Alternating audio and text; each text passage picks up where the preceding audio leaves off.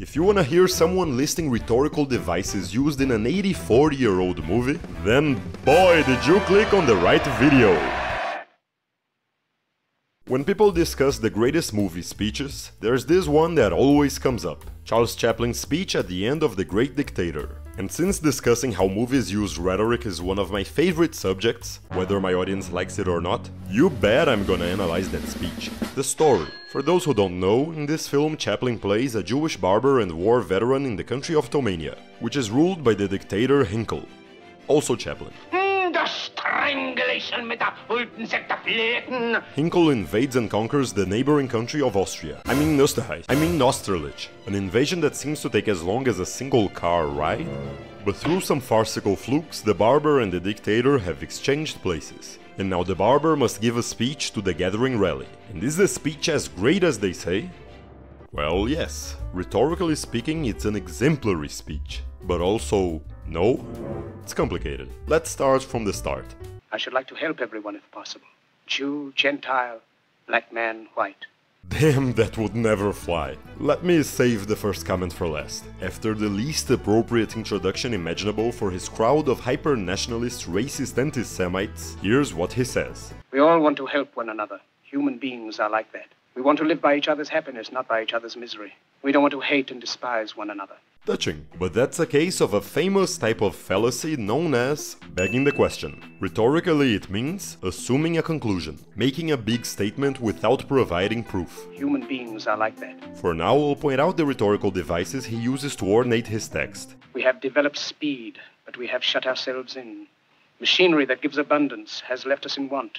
That's antithesis. An idea followed by its opposite. Not the second one, that's a paradox. A statement that's true, but contradicting. Now Chaplin gets into his favorite rhetorical device. Our knowledge has made us cynical, our cleverness hard and unkind. Isocolon. Statements with similar structures. That's simple. Here's 3 in a row. More than machinery, we need humanity. More than cleverness, we need kindness and gentleness. And he concludes his isocolon parade with cataplexis, an apocalyptic prophecy. Without these qualities, life will be violent, and all will be lost. It's very unlikely you'll ever find a good speech that doesn't make repeated use of repetition. There's a world of words for different types of repetition, but the one Chaplin uses the most is conduplicatio. When you repeat a word in different parts of the speech, as if you're coming back to it as an important theme. It can have many different utilities. Here he repeats millions to explain the word in more detail. Even now my voice is reaching millions throughout the world. Millions of despairing men, women and little children. And here the repetition of people feels like an ideal result. And the power they took from the people will return to the people. Here's my favorite part of the whole movie. Did you hear that? I'll slow it down for you. Like and subscribe. And join me on Patreon. So beautiful. Perfection.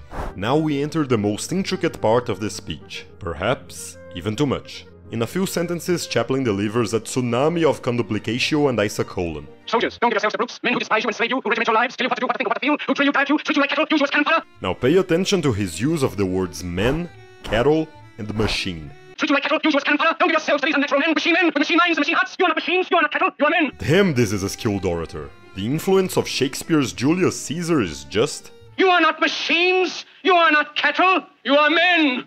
You are not wood, you are not stones, but men! But overall, Chaplin's style sounds closer to Brutus. As Caesar loved me, I weep for him. As he was fortunate, I rejoice at it. As he was valiant, I honor him. As he was ambitious, I slew him. Also a fan of interweaving multiple uses of isocolon and repetitions. Tears for his love, joy for his fortune, honor for his valor, and death for his ambition. The rest of Chaplin's speech keeps using isocolon and various types of repetition, and what he does amounts to an extended case of adhortatio, an exhortation meant to move the audience. Very rich in emotion, pathos.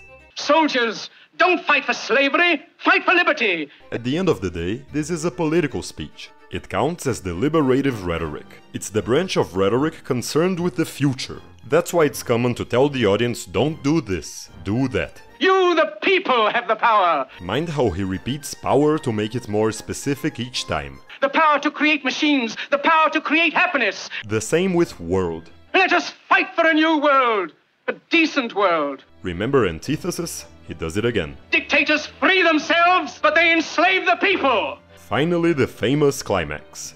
Rich in anaphora, the most famous rhetorical device. Let us fight for a world of reason. Soldiers, in the name of democracy, let us all unite! This speech reveals a mastery of rhetorical devices and the use of strong emotion to stir the audience. One could say the style goes overboard. As Ward Farnsworth states in his terrific classical English rhetoric, Brutus' speech has so much isocolon it comes off as stiff and overworked, while Antony's feels more honest and natural, therefore persuasive. Bear with me, my heart is in the coffin there with Caesar, and I must pause till it come back to me. So the only fault in Chaplin's speech is being overly ornate? Oh, no. The problem is, who's the audience? The officers, the soldiers, and yeah, Tomanian, but you know what he means. The very first thing an orator must know is their audience. The first aspect of a speech they must attend to is decorum. The speech must match the audience and the occasion. If it doesn't, the best, most elaborate, brilliant and transcendental speech the tongues of angels could rouse will fail to persuade. That's where Chaplin, narratively speaking, fails. He's wearing a tuxedo and top hat to milk a goat.